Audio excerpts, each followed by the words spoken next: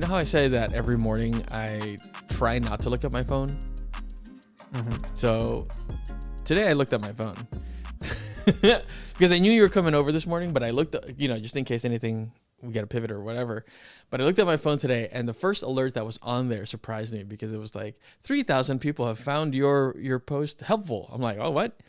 And I forget that I've done this until I get this alert, but it's basically from Google. And it's because I had posted 3 photos from a restaurant down in Monterey, I think it might have been. I don't know. It was someplace. I'll have to double check. But basically, they're like, it was to celebrate an anniversary. And it was 3 photos of 3 different things on the menu that Sam and I really enjoyed.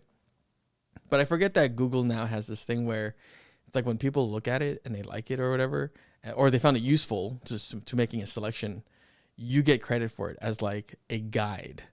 So Google's now having this thing, Google Maps, I should say, is now having this like social media Yelp type thing where you can be a local guide and people can follow you on there to see like your recommendation for this spot. You didn't even know this. So for those of you who are watching, listening, or not, or listening, not watching, Dow's mouth is a gap right now. A gap. His jaw is loose. He's about to drop bars. But we have an episode about social media, so I don't know why I didn't bring this up. I need to get the Active-Poet handle right now on Google. You do. Well, if you already have the email, perfect. Then we end this thing. Yeah, bro. Then that's your Google thing. But what's interesting is like we didn't try that place out until I saw it on Google. That's funny. Yeah. So like someone helped me, now I'm helping someone else. It's quite fascinating. But has that happened to you, or you wouldn't have tried something until... Oh, of course. Yeah. I always check the pictures on Yelp and like on Google. But like it's not a scratch and sniff, right? Like you don't know what it smells like or it tastes like, but you're looking at the photos. No, but like for me, nachos is a big one. Oh, nachos. Oh my God, you're right, yeah. If I see nacho cheese sauce and not melted nacho like cheese, it's over. It's over. I'm not getting the 100%. Nachos. I'm like that with California fries. Oh, I love California fries. SoCal does it best, I think. Oh my goodness. Sorry to say. California burritos too. Get out of here. Get out of here. Yeah, I need the pictures. Yeah. I need the pictures. We're such a picture-driven society. We are. Media content. But that's not what this episode is about. Yeah. Which is about investing in yourselves. Yeah. I'm Davied Morales, or Active Poet. And I'm Tasi Alabastro at Tasi Alabastro.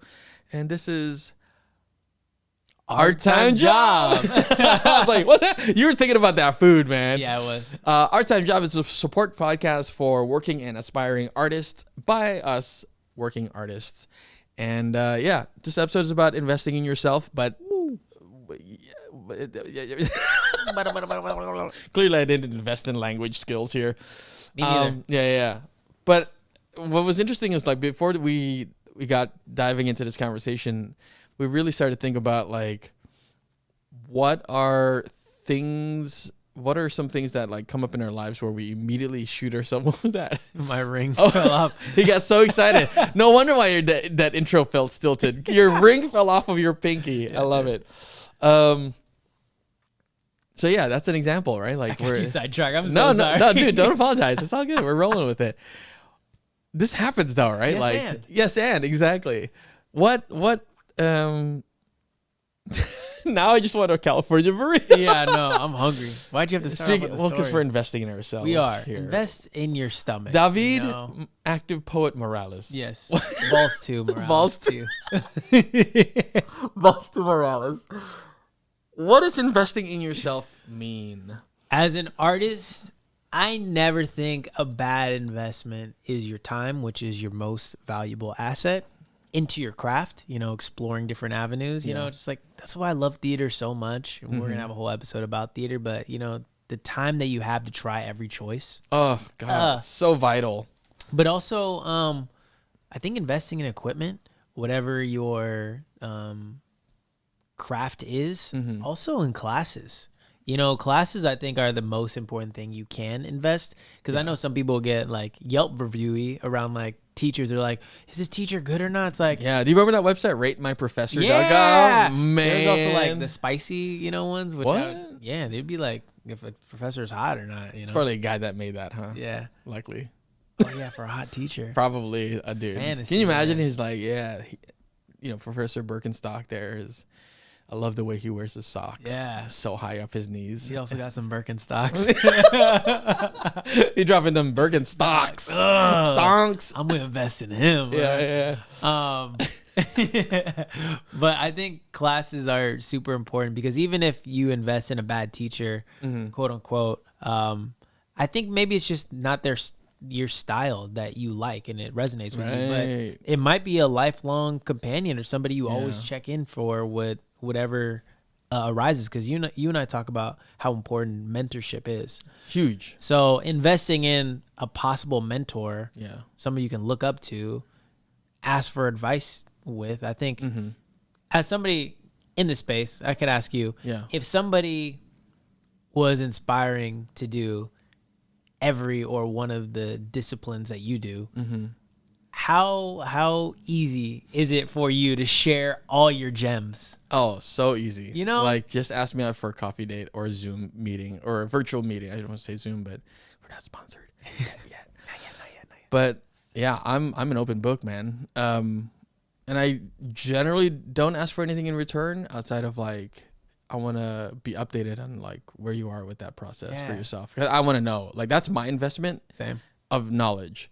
I want to see y'all win. Yeah, I want to see those wins. I want to hear about the L's too. That's fine. And like, L's stand for lessons. That's right. You guys just missed it. If you weren't watching this, we just fist bumped. Yeah, and I winked at the camera. Yeah, it's nice. But it's so easy for me to. I mean, part of this podcast is that, right? Like, the only difference is like we're not getting direct questions from anyone at the moment, outside of like ourselves. But comment below anything you guys want us to talk about, share, because we would gladly talk about those topics. Yeah, and that for me is an example of investing in yourself. I am investing in myself, in allowing myself to say out the knowledge that is locked in my mind, so that it becomes it comes out better and better each time that I share it, so that it's more succinct and more direct and more personal, or I'm able to personalize it. I think of it in the way that like rehearsal is, the act of repetition. Like, you can ask me the same question like tomorrow, and I may have a different way of saying it, but I guarantee you that if you ask me this every day, that by the end of the year, I'll say it in the most succinct way possible that's catered to you. Right? So I don't just think of it like a one-way street. Investing for me is a I don't want to say transactional, because that's not necessarily a useful word at this stage, but it is a relationship. It's a relationship. Yep. Investing is a relationship. And so when you think of it like, oh, let me invest in you as a person outside of yourself, that's a relationship. I'm putting energy and, what you said earlier, time. Yeah. And time is our real currency. And sometimes I think all of us shy away from spending the money when, there's YouTube and there's a bunch of other free resources, which you should always take advantage of course, if budget is not there. But there's something that money does as a commitment value. Like, I've bought so many courses and like other things that like, because I have the intention to do stuff, or like just getting somewhere like into a networking conference or something like that. Yeah. And just from that, I meet so many people. Like, it reminds me of, I went to a music expo. It was the ASCAP Music Expo in LA. It was like a weekend thing. And I think it was like $400. And there was like all these big panels of people speaking. And I got to meet the author of How to Make It in the New Music Business. And he was like, chill. Which you still talk about this book too, which is amazing. I mean, it's because he was just like breaking it down for like all of us who, want to make it, but we're not going to be the next Drake. Yeah. We're not going to be the next Beatles, but there's so many places for us to make it. So expanding our viewpoint is very important. But from there, I still have people on social media that I've made connections with, followed with. Some people I even collabed with just from that. So it's like that networking laterally that you and I talked about. investing in the people around you. And, sometimes you have to spend the money to get in those places, to meet those like-minded people. And if you're worried like, oh, I'm spending this money, that's less money for food, shelter, completely understandable, right? Yeah. But from a business and artistic business standpoint, you can also write that off. Like that's something you should be cognizant. I mean, I'm guilty of it too. Like in my early 30s, I never thought about like putting my receipts aside for this or that there were even grants or money available out there that invests in your career development. Yeah. Which is huge, right? Like, and it's not like they're once a year type grants too. I see these grants come up all the time. Yeah. Like you want to be a better arts admin. Shout out to all the arts admin lovers out there. Shout out. Can't do it without you guys. Straight up. There's plenty of avenues to find funding for that. Yes. So try not to limit yourself in that regards. Agreed. But you're always welcome to reach out to us too. Always. Not to get to the reach out to us part too early. Yeah, but yeah. Yeah, that's what we're here for. I mean, we have gotten grants and we have gotten community funding, and it's helped myself tremendously in my career. Yeah.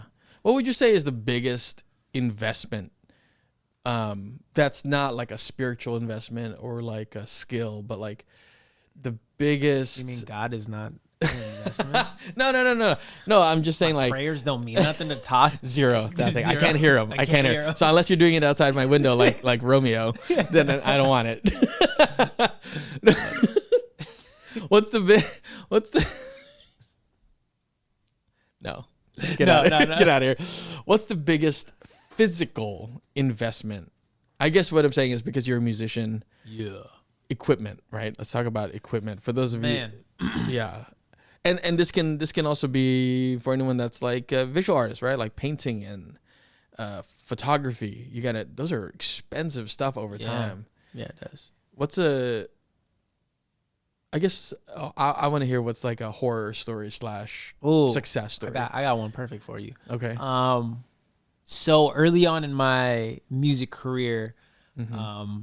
I got to the point where just rapping on the notebook and recording into my iPhone wasn't enough. I love the scrappy detail though. Yeah. Well, I used to record everything I did on this app on my iTouch called the IMT Paint app, and I just used the microphone from the headphones, and it would like synthesize your voice. And how many songs did you end up with on there during that process? Yeah.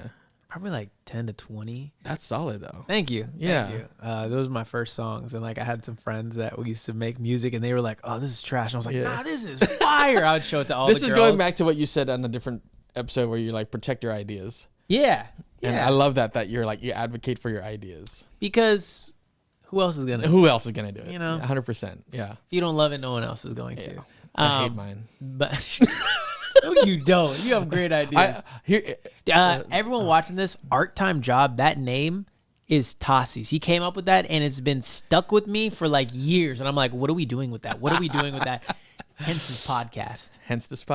Yeah. Anyway, go on. Sorry to derail. No, you can derail me all you want. Oh. Always. I'll get back to it. Don't worry. I'll get there. So I got to the point where I needed to record my music, so I started spending money to record at studios, and that gets pricey. Anybody recording at studios, make sure you're prepared. Rehearse, so you're not spending extra money not knowing what you want. So let's say you're a mentor, and I'm a mentee. I'm an upcoming musician, rapper specifically, right, within your kind of genre. In my mind, I'm thinking I got to get that studio time. Because that's what you see in social media, right? Yep. That's what music is. Is that something you think many musicians rappers I suppose aspire to because that's what's seen, or because that isn't a legitimate track, like part of a stop on the road? Well, I mean, you want to get all your music out online and for people to hear, and you want it to sound professional. So people who have already invested in the nice equipment and stuff, and the skill building. Exactly. Yeah. So if you don't have the money to buy $1,000 mic, MacBook, something to record, that's a legitimate road. Exactly. Okay. So it's, it's investing like taking any other class. It's just like, you need to be in the studio. You need to know what that's like. And I know a lot of people imagine the studio with like girls around and like alcohol. Some are like that, but the majority, it's like just you and somebody else recording. The engineer. And just the engineer. It's Yeah. really chill. But studio prices could range. You Okay, know? yeah. Some, like, I've been to some people's bedroom and I'm recording in a closet, and it's like $30 an hour. And then I've been to professional ones, like, which start at like 100 to 400 an hour. So Right. depends on what you want. I will say, in the beginning of your process, go the cheapest route, because don't make the excuse that the equipment is the Oh, equipment. yeah. I always think it's the man behind the tool, not the tool, you know? Yeah. Just as soon as you can get scrappy, like we said about social media. Yeah, exactly. As soon as you can get scrappy with what you have and make what you have work, then you'll really know how to use a budget once you get that big budget. Knowledge is power. Yeah. Knowledge is power. So anyway, you're writing this on this scrappy notebook. Scrappy I notebook, love that. recording in people's closets and people's rooms, some big studios. And then at some point, I'm working at Whole Foods at the time, and I'm just like saving up a whole bunch of this paid time off. And I don't know what I'm going to use it for. And I have two of my homies, Chris and Chuck, who are also rapping with me. And we're just like, you know what? Let's just invest in a studio instead of paying other people to record our music. Yeah. Let's invest in a studio. And they were all willing to throw in. I think collectively we put in like $5,000. And my uncle helped me build the studio in my garage. My mom was cool with it, and we had like a workspace which we loved.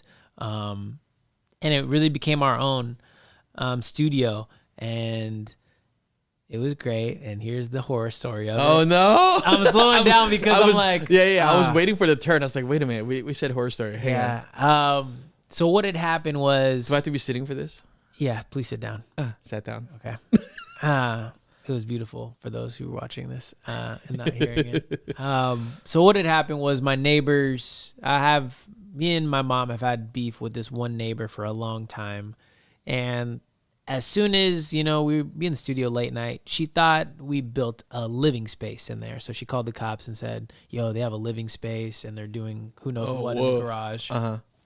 Cops came, checked it out. The city checked it out. Wasn't a living space. Everything was cool.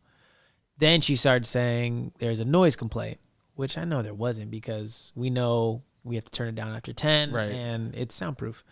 So we got everyone in the neighborhood to sign that there was no crazy noise complaint gone. Third strike, she was like, it's going to be a fire hazard, because if it catches on fire, my house is right next door.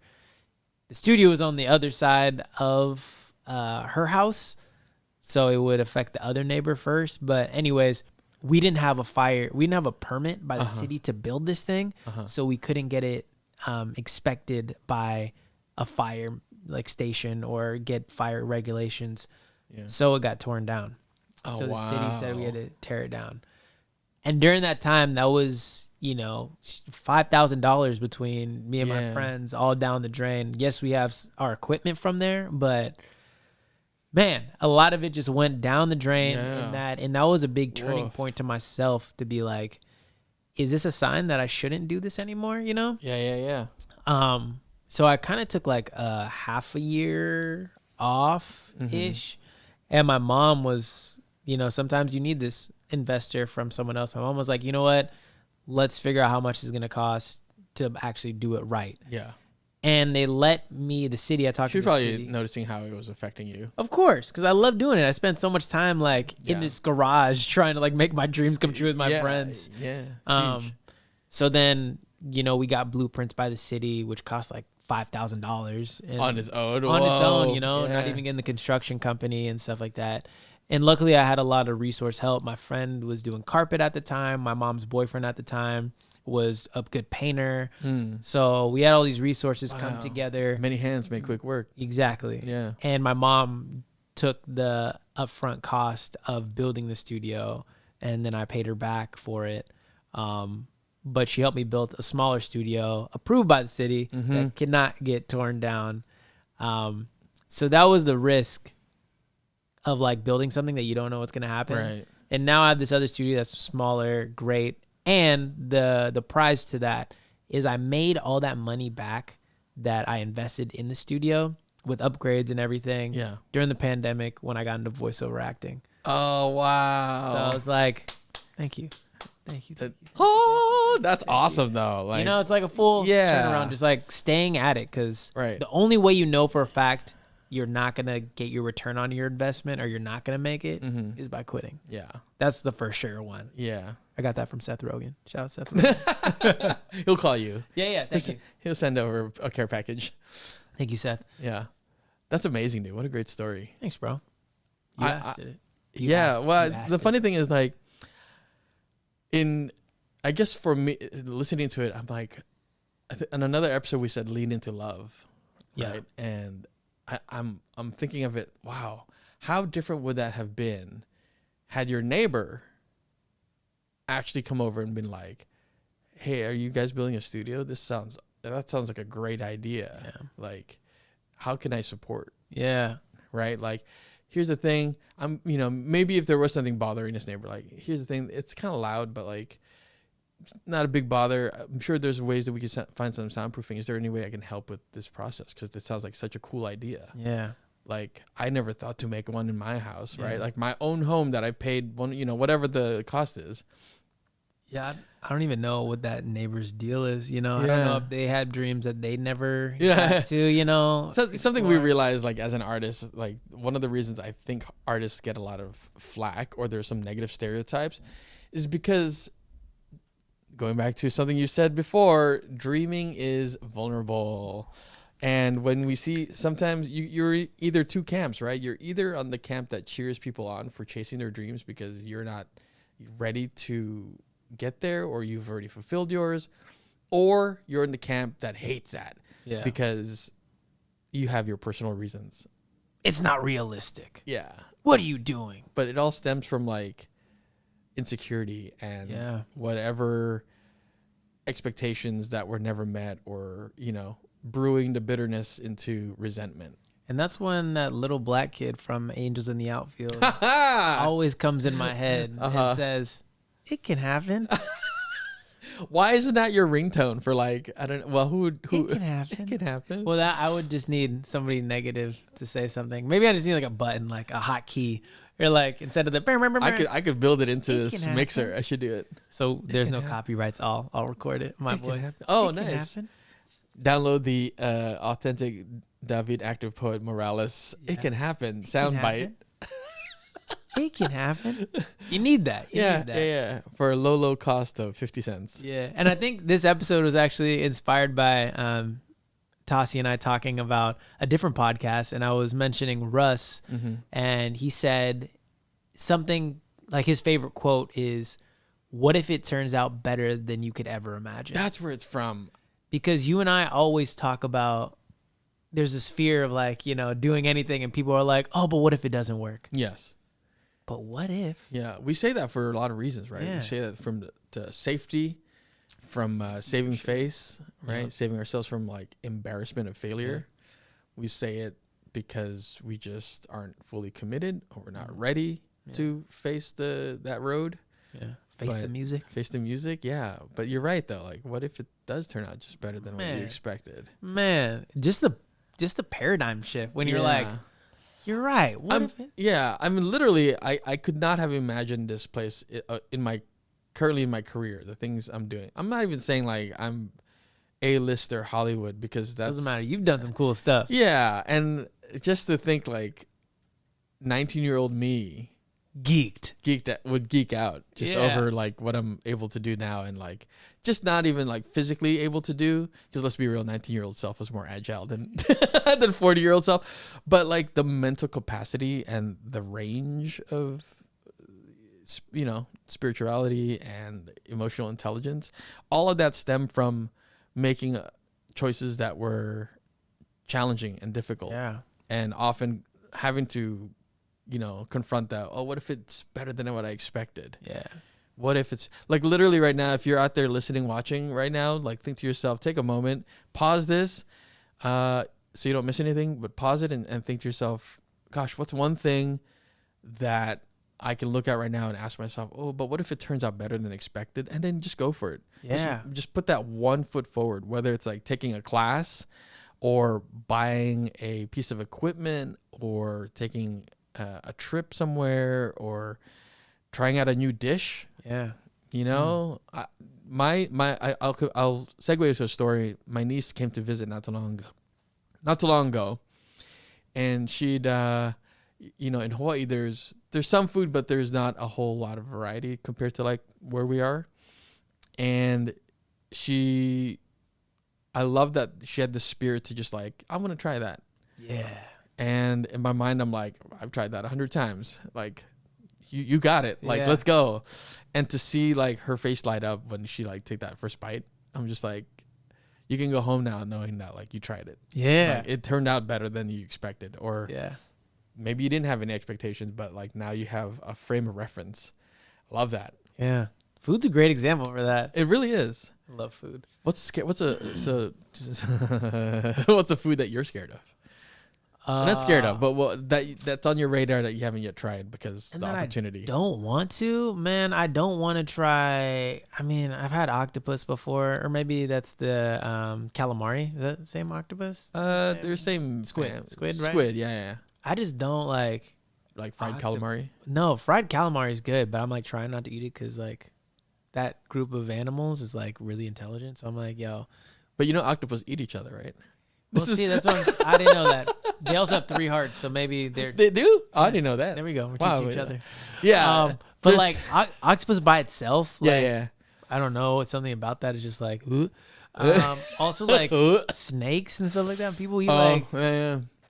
I'm good. I'm really good. Yeah. But like with any investment, going back to investing, yes. There's no. I was trying to tie it into food, but like it's the risk to reward ratio. Oh, sure. There's a risk in everything you do. Like, quoting Jim Carrey, one of the people who have inspired me since day one to be as crazy as I am today. Mm-hmm. Shout out Jim.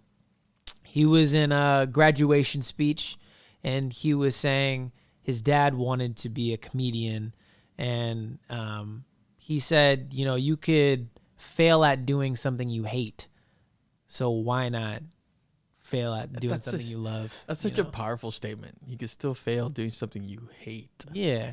Or I think it was tied where his like dad was like a tax person and like lost his job, and like you have all this years of experience doing something you don't like. Right.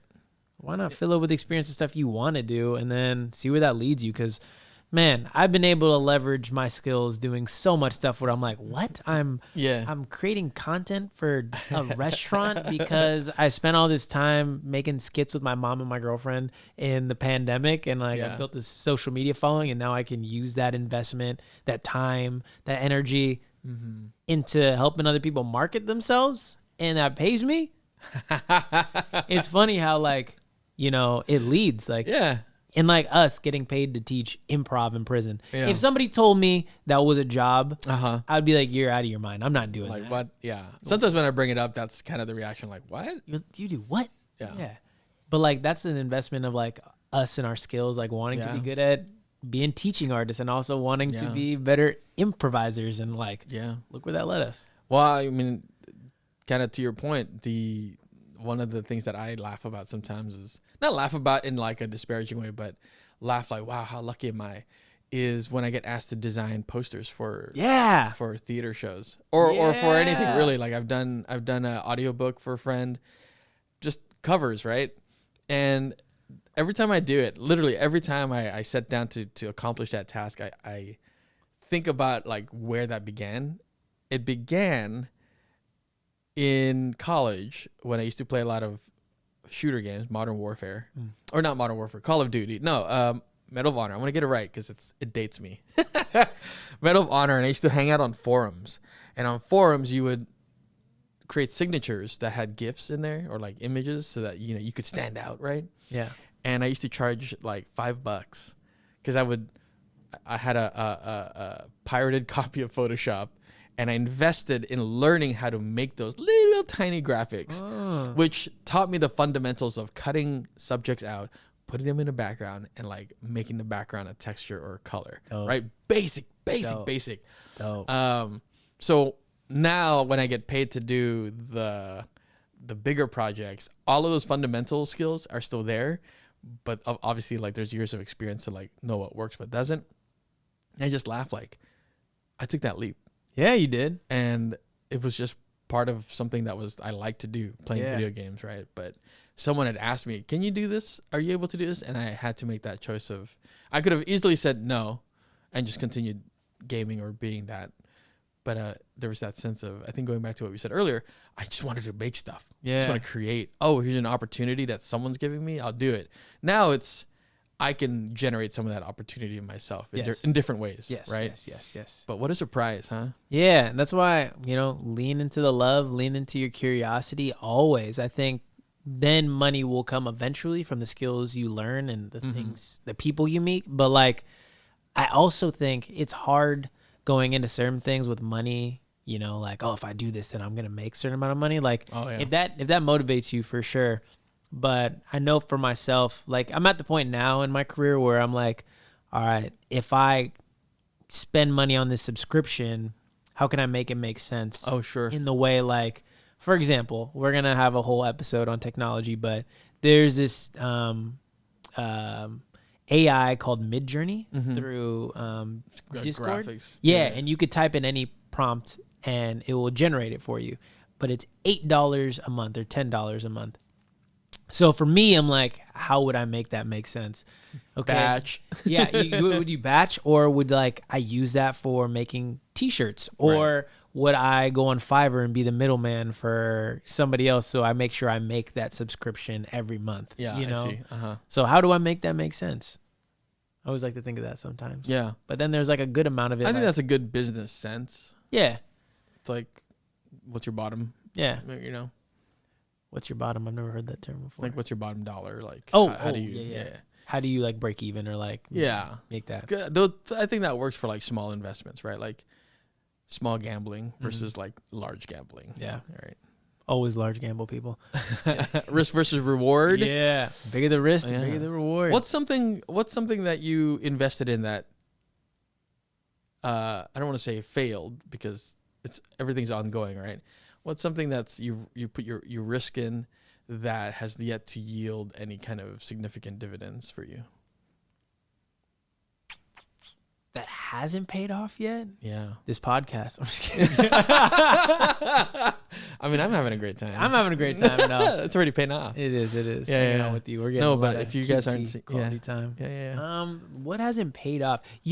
I think music hasn't paid off to where I think it could. But I see. But I also know there's a lot of steps after studying the music business that I wasn't doing. But if you hadn't taken that class, you would not give yourself that much breath to, allow yourself to feel everything, right? Yeah. Without learning and investing outside of the music, to take some marketing classes, to like learn about money. Like, I think learning about money has helped me so much about music by treating it like a business, and also like putting less pressure on the music, being like, oh, let this stuff handle where the money's going to come, so I can put this energy into just being the creative that I am. Yeah. Because that's where we like to be. Yeah. Yeah. I think wow, what a great subject to dive into later. The knowing the zone that you like the most. Yeah. Yeah. Because I think I said it earlier, shout out to arts admin. Yeah, shout out, y'all. That's a skill set, and that's a passion that I admire in a lot. And when I encounter folks that like, they're there to do the paperwork and ensure that the art gets seen by people. Yeah. Right. And their work is creative in a different way. And I also acknowledge that's not my zone. Not mine either. How can I support that though? Right. Yeah. Please let me support y'all. Yeah. Anyway, you need footage? I'll send you whatever you got. Yeah. You put it together. Yeah. Yeah. I love. Y'all should invest in yourself. Yeah. Always. Whatever that means to you. I think we all know areas we want to improve and we want to grow in. And, just like they say, growing is painful. If you think of a seed literally has a shattered skin for it to, it's got to destroy itself for it to become whatever plant it wants to be, tree, flower, fruit, you know? So like, investing in yourself is going to hurt, you could always use the money for other things, but you could also, cherish that experience forever. And that could lead you to who knows what. Yeah. Open that multiverse of whatever you are, Now I have one last question for you. Yeah. And I'll have one for you after. Okay. Pertaining to this, right? Like when do you feel it's okay to call it quits? in an investment or like in myself? I guess because there's that thing of like, I wish I could remember this quote, but like, Try it. there's a difference between quitting and there's a difference between quitting when you're ahead, right? And sometimes you can see. Oh, okay. Yeah. I'm not saying like Okay. quit and pack it up and go live a different type of life. I mean like, this thing clearly has run its course. Let me call it quits here so that I can refocus energy. Here's a good example. Speaking of plants, Man. sometimes you got to cut the plant to let it continue to grow, right? Propagating or cauterize the wound so that you can continue to live, right? That's that whole Man. That's this you could treat, if you're looking at investment in that way. Sometimes there are things that, as a business, you just gotta shed it. You just gotta cut it right there. Say that's what it was worth. It worked for a time, but now we can focus on growing in this other direction. Okay. When you say it like that, I'm going to give you 2 examples. Okay. One example, when it comes to investing in money, I've learned, because like I was like dabbling in stocks a lot during the pandemic, and a lot of the pro guys will just say like, it's okay to take your profit. Take your profit And go. Especially if you've made more than you've put in. Yeah. Take out at least your initial investment and leave the rest there. So now you're just messing with free money. Wow. You know what I mean? Yeah. So then at any given point, you're like, broke even already. Yeah, you're broke even. Take it out. Then you're chilling, you know? So that's a good philosophy I try to use when it comes to stocks and crypto and stuff like that. When it comes to art and whatnot, because I've thought about that multiple times, stopping creating music, because it stopped being fun for me for a little bit of time. Because 1, I was trying to make what people wanted. And 2, a lot of the people I started with aren't rapping anymore. So then it's just been like a lot of me in the studio by myself creating. Oof. And I've had a lot of producers there with me, but I'm like, there's just some energies, like 2 actors in a room, you're just like back and forth. Same thing with writers. Like somebody will write something, I'm like, oh, I got to push my pen a little bit more. Oh, I love that. Is that friendly competition, or, asking like, does this word mean the same thing to you as it means to me? Just like bouncing ideas. That collaboration, like I miss so much. But I've re-energized myself by being, more social on the medias and like, collaborating with more people.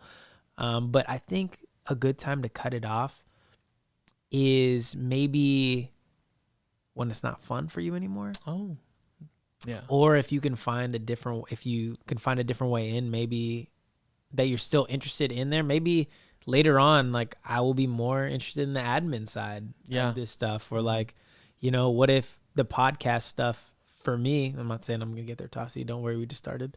But what if I'm like, I just like looking up stuff and I like controlling the sound. Yeah. Like you could still be part of it, but maybe a different section it. Because I know there's a bunch of like people who wanted to do music that are just like, I just like being around the music now. They're like, performing gave me anxiety, but I want to be a manager for somebody, So I think have this wealth of experience. Yeah, sure. You could use it other ways. But yeah, when it's not fun, I think that's my answer. That's a great barometer.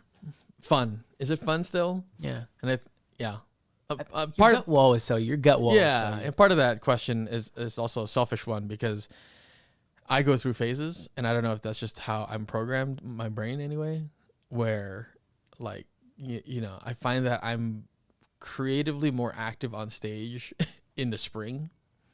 Just looking back at my how I get booked, and obviously that it's not just me, right? Like other people are in that decision making. Should we have Tasi in this play or not? Right? Like that thing. But I always say yes. Yeah. It's me. Thanks, buddy. Yeah. Thanks. Especially if I'm in you should it. Get I'm it. like, You should get in directing. Tasi needs to be in this as well. Well, I think about it that way, where it's like, oh, I noticed that, I have my headphones on more. Oh, I know why. I'm deep diving in like what music means to my artistry. Or, I'm, Sam will always get on me like, he's in his learning phase. I love that. And that's because I just like, I'm an autodidact. So if I'm interested in something, I'm just going to like hyper learn about it and cover my bases. Nice. And I don't just learn about that one thing. I learn about like how it's made, who's involved in it. That's such a good trait to have. Yeah. But it stems back from, I think we said it earlier, like you might take a class and you don't like the teacher. Well, I love biology when I was in high school. I thought I was going to be in that field. So I enrolled at SF State as a microbiology major. What? Yeah. And then I took one biology class, and I didn't even have a professor. I had a TA. And I was like, this stinks. And I felt betrayed. Yeah. And I was young enough that I didn't know, like, I could make other choices. But old enough that I did make a choice to, like, leave it completely. In that I was like, nah, this is not the jam. Man. But I should have known that I just didn't like that style of learning. But anyway, going back to it. I lost my train of thought. You want me to go? Because I got something. Yeah, go for it. Yeah, you know, get on there. It irks me. Relay race. Yeah, relay race. I got you. Baton. It hurts me so much when I think of people butchering stuff that I love, like theater or like teaching drama, or like I even love math, and I like loved math all the way to high school, and then I had a bad geometry teacher, and I was like, I hate math, you know. So it's just like not putting pressure on your teachers, because there's so much going on with the teaching system that's not your fault. Yeah. But just the fact that somebody could introduce something and not handle it with care, you know, or like not like being with kids, but are doing it for money. And like, I think sometimes if you don't have a good relationship with money, it could taint the art or the subject matter. And yeah, it ruined you. I mean, I'm glad you are who you are today. We wouldn't be here if you were a microbiologist. I mean, listen, I just turned 40. I could still go back to. It's true. It's true. Yeah. But I'm glad you have this experience prior rather than the other way around, because I feel like you trying to be an artist later on would be like, or maybe you'd have the money for it. Who knows? Who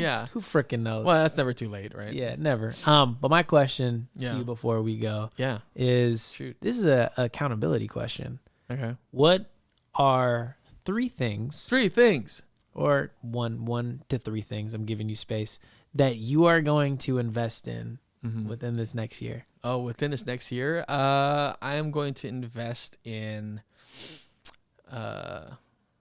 I thought about this one already. Vocal lessons. Oh. Because there's always this joke that Filipinos are triple threats. Or at least that's from my perspective. Like, oh, he's Filipino? Yeah, he could sing, act, dance. Yeah. Same. I'm like, I feel... people get it, you know? Play basketball, dance, sing, rap, you know. But you do all that. I didn't always used to. I wasn't born doing these things. Right, you didn't come out of the womb like dribbling a basketball. You know, sometimes you like gotta go into the stereotypes a little bit. You're like, I gotta get good at these things, so I'm not like. I like to go into my personal stereotypes so I could find funny ways to demonstrate them.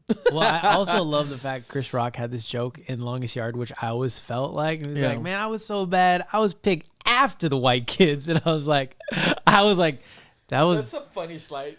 And I was like, that was kind of me in like basketball. And then I got good, and I was like, all right. Oh, and then they got you. Yeah. I see. But people always pick me first, thinking I'm like the best, and I'm like, dang, they're gonna be so disappointed when they have the ball. This guy can't pass. He can't dribble. I'm decent. I'm just not as good as think people. Like I think my style says something way different. Yeah. The only fade he's got is his haircut. Yeah, straight up. Okay, going back to your question. So vocal lessons, and then I've been a member of Skillshare for a while. Oh, yeah. They don't sponsor this, but if you want to sponsor us, holler. We'd love it. Yeah, I absolutely enjoy it, and I actually have it so that like at any point I can be interested in something and find immediately what it is. And so the thing that I'm almost done with, and for those of you who. Wow, that was a long gap. For those of you, because I was touching my moleskin, and that's that's not a. That's his journal for those who don't know. Yeah. I'm literally not anything dirty. I promise you. I'm literally holding it up for those of you who are listening. I'm holding it up and I'm opening it, and I literally only have 3 pages left. Yay! And it'll be when I'm done with it, officially the first time I've ever finished a sketchbook. Wow. From start to finish, and obviously as an artist. You carry multiple sketchbooks that you never finish, or it's empty or whatever. But this one was like, I keep myself accountable to the whole year plus some change. And so I can open it to any page and go, oh, there's a story there. And that was my goal when I set out. I was like, I want every page to represent some form of where I am in the journey of like at any point. Doesn't matter what artist part of the art. Did you show me a picture that you drew of us today? I did. Oh, yeah, that's right. Yeah. Here you go. I'll just pull it up for those of you who are watching. And I was like, dang, oh, there it is. I see it. and that's just a quick sketch. Yeah, that's us. Why isn't it focusing? It's okay. Yeah, it was just a quick sketch. I love using a new pen that I have. And Love it. yeah, I think I'm pretty good about that this year, and I'll finish it. And I guess the third thing I want to be accountable for is losing some weight. Okay.